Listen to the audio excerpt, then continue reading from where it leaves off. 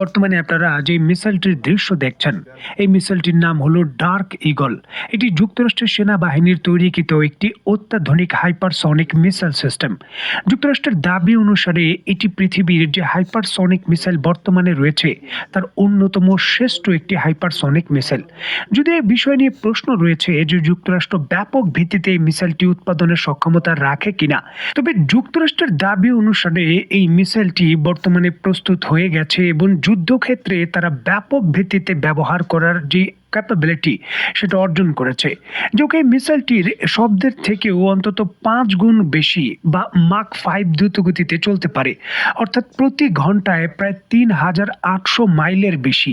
এটির রেঞ্জ প্রায় 2,775 কিলোমিটার বা 1,725 মাইলের মতো।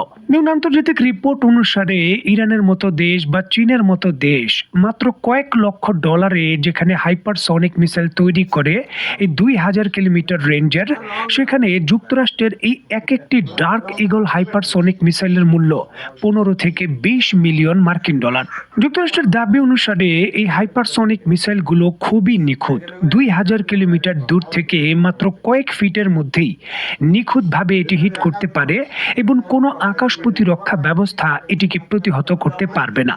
ইরানের বিভিন্ন ধরনের যে কিল চেইন রয়েছে, চীনের রাডার সিস্টেম, বিভিন্ন আকাশ প্রতিরক্ষা ব্যবস্থার যে সিস্টেম রয়েছে বা তাদের গুরুত্বপূর্ণ বিভিন্ন ধরনের সামরিক স্থাপনা, সেগুলোতে হামলা করার জন্য এটি অন্যতম বড় গেম চেঞ্জার মিসাইল হিসাবে ব্যবহার হতে পারে। যুক্তরাষ্ট্রের কিন্তু সরাসরি দাবি ছিল।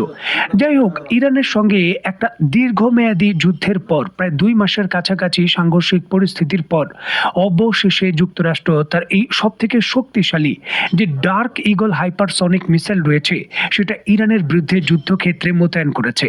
অত্যন্ত গুরুত্বপূর্ণ এই বিষয়টিকে কেন্দ্র করে দ্য নিউ ইয়র্ক পোস্ট থেকে শুরু করে ব্লুমবার্গ সকল সংবাদ মাধ্যমেরই অন্যতম প্রধান সংবাদ শিরোনাম এটি। রাশিয়ান সংবাদ মাধ্যম তাস থেকে শুরু করে অন্যান্য বড় সংবাদ মাধ্যমও খুবই গুরুত্ব সহকারে এই খবর প্রকাশ করেছে।